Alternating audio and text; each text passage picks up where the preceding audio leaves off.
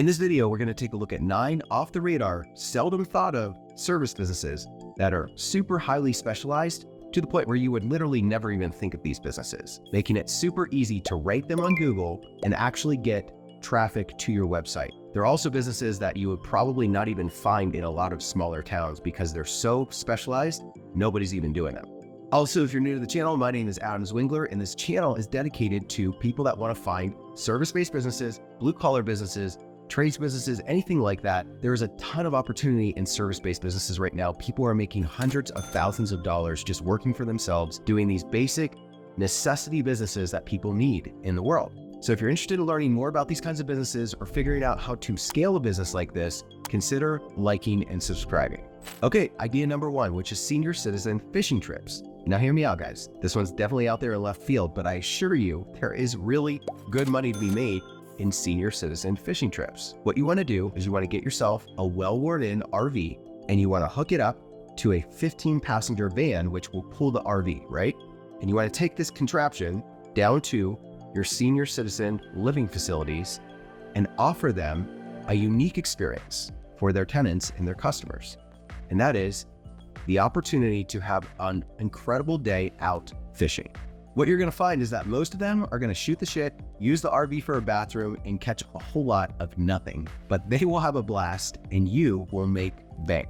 Curious how much money you can make offering senior citizen fishing trips? Let's break down the numbers. Okay, so fishing trips with a lunch included is going to be about $100. And if you take 15 senior citizens on each of these fishing trip outings, you will make potentially $1,500 for the day. Really, $1,500 to take a bunch of 80-year-olds out and let them stand on the dock and catch fish for a couple hours is not a bad deal for everybody involved. Okay, service business idea number 2, which is a doggy door installation company. A quick search on pet door installation shows that the average cost to install a cat or dog pet door on the outside of a house is anywhere between $400 and $1,000. Now, the actual door will cost you somewhere between $100 and $300, but pretty much the rest is just labor. Here's a quick revenue breakdown to show you how much you can make providing this service. So let's assume that the average pet door install is about $500. And of that $500, you can charge $300 for labor. And let's assume that you can put in 2 pet doors a day. Well, that adds up to $156,000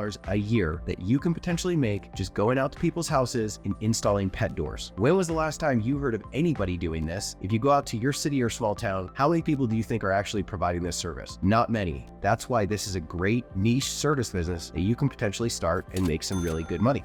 Okay, service business idea number 3, which is a charcuterie board business. Here's one for the ladies, but more than just for the ladies, guys. This is for anybody that loves food. Charcuterie boards are an age-old classy appetizer that features a selection of preserved foods that usually includes preserved meats, cheeses, bread, crackers. There can be olives, there can be jams. If you craft this correctly though, these can be a huge fan favorite at any sort of event or family get-together that you have. And there's potentially really good money to be made in this service because there's very few companies that offer high-end, professionally designed charcuterie boards for company events, weddings, and big get-togethers. My suggestion would be to offer 3 package deals. The packages could potentially look like this. You could have basic package, which is $750, a deluxe package at $1,200, and the works at $2,500, where basically they hire you to build out this beautiful, elaborate charcuterie board for a large event. Assuming that you designed the boards to be at 50% profit margins, there could be a potentially highly profitable little business in designing high-end professional charcuterie boards. Also, if you're looking to start one of these businesses or you already have an established business that's running and you're trying to grow it more, consider coming over to buildupuniversity.com. This is our membership website where we have a button at the top that says schedule a conversation. You can fill out the form there and we will set up a 15-minute conversation to see if there's any way we can help you with your business. Next on the list is installing rubber gym floors. And this is really not that hard to do, guys, but for the average white-collar guy who golfs on the weekends and has an epoxy floor in his garage that's clean enough to eat off of, he probably has no clue how to install rubber gym floors for his home gym. And he's probably more than willing to pay you $500 to come in and spend a half day installing it. Assuming you have a 400 square foot gym floor, the average price for materials for the rubber for the floor is going to range anywhere between $1,000 and $7,000, depending on the kind of rubber you want to use. That number doesn't really matter to you that much because at the end of the day, you're just trying to figure out what your labor rate can be. And the labor rate actually varies as well, depending on the size and complexity of the gym floor. Based on our research, you can most likely charge anywhere between $200 and $1,500 for your labor rate to install a rubber gym floor based on the kind of rubber that you're going to be using, the size, and the complexity. Let's go ahead and break down the numbers, and let's just use an average amount of, let's just say $500 for a labor rate per job. And let's assume that you can do 5 jobs in a week, which works out to be $2,500 per week, which works out to be $10,000 per month, and actually ends up being $120,000 a year just for installing rubber gym floors. And this leads me to our 5th niche service business idea, which is soft tile kids playroom mats. And so while you're wrapping up the rubber gym floor install for your white collar buddy, you could also check with him to see if he wants to cough up an additional $500 to have the soft tile foam mats installed for his kids' play area. You'd be surprised how many of these white collar people are interested in having this done and don't even think to do it until it's suggested. Now on to business idea number 6, which is a ping pong table rental business. And just doing a quick search, it looks like you can scoop up a very lightly used ping pong table that is practically in brand new condition for anywhere between $350 and $500. What's interesting is that you can take that exact same ping pong table and you can rent it out for the weekend for $175. And that doesn't include a delivery fee. With a $75 delivery fee, you could potentially be renting out your ping pong tables for $250 for the weekend, allowing you to make back your initial investment in a couple rentals. Ping pong tables can also fold up, making them easier to store and transport. And you can add cornhole and other game-related items as an additional upcharge on your rentals.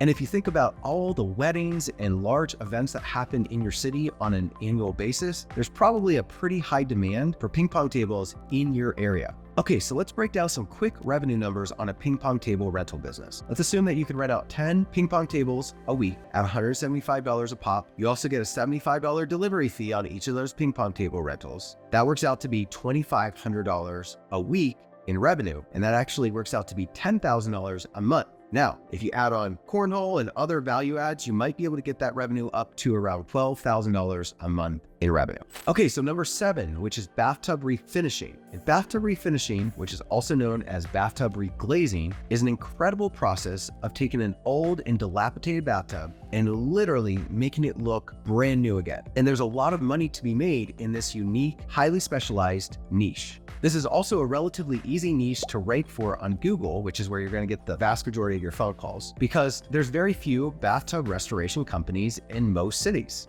House flippers, real estate agents, and homeowners are going to be the bulk of the customers that you're most likely going to have in this specialized niche. The startup costs on a business like this are relatively inexpensive. You maybe have $1,000, $2,000 of startup costs for different equipment that you're gonna need. Below, I've got an overview of some of the core things you're gonna wanna know about price in order to charge for this kind of a service. But let's go ahead and jump into that. Your labor charge is gonna be anywhere between $600 and $700 to do a bathtub refinish. You're probably gonna have maybe $100, maybe $200 cost of materials, and it's gonna take you anywhere between 4 and 8 hours to do any sort of bathtub restoration project. Let's move on to business idea number 8, which is aquarium installs. This is another off-the-radar niche service business where your customer base typically has very deep pockets. And what's crazy is that if you want to have a large saltwater aquarium in your house or your business, it will run you anywhere between $10,000 and $150,000 to have that set up and installed if you want it done at a high level professionally. I'm not talking about cheap, inexpensive aquariums that you can go down and buy at the pet store, guys. The focus here is on high-end aquariums, usually 100 to 1,000 gallons, maybe even upwards of 5,000 or 10,000 gallon aquariums that you will find in super high-end homes, in business establishments like high-end restaurants and dentists and doctors' offices. This is an expensive enough hobby and a complex enough ecosystem that most customers would prefer to spend the extra money, bite the bullet, and have this professionally set up and done right. Here's a list of the kinds of costs associated with a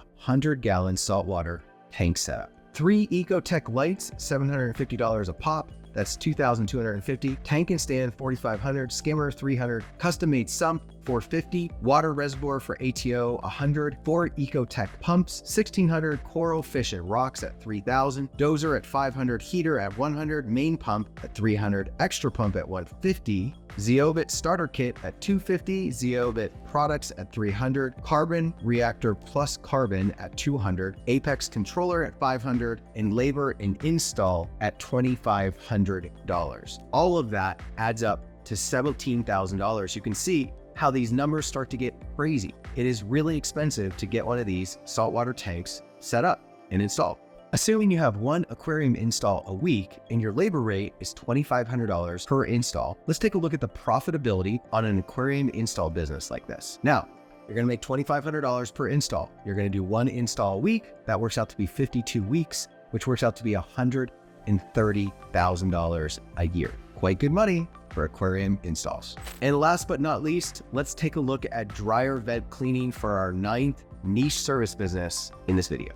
Dryer vent cleaning is definitely not going to have the highest margins out of some of these service businesses that we featured on this YouTube channel. But what we like about dryer vent cleaning is how specialized it is. And there's very few people doing it in any major city. You might just be one of a handful of people that offer dryer vent cleaning, but it's still something that's a necessity. It's needed. People's dryer vents get clogged up and need to be cleaned out all the time. The startup costs on a business like this are relatively inexpensive. You maybe have $1,000, $2,000 worth of tools and equipment in order to get going. And when you start to figure that, when you go in and you help a customer, you're probably going to be charging them $150, $250. You really don't need that many customers to really start to see the labor rates add up on a business like this. Another great thing about a business model like this is that there's a lot of potential markets to go into. Markets such as coin laundry owners, senior centers, property managers, small landlords, prisons, and of course, residential homeowners. Just doing a quick revenue breakdown, the average price per customer is probably going to be about $200. And if you could do 2 customers a day, that works out to be $400, which adds up to $2,000 a week, which adds up to over $100,000 a year that you can make doing dryer vent cleaning. That about wraps this one up, guys. If this has been valuable to you, consider liking and subscribing. And of course, at the end here, I always leave a playlist of other great business ideas that have been featured in other videos on this channel. Consider jumping into that playlist and just running down through all of our good business ideas and service related companies. On to the next.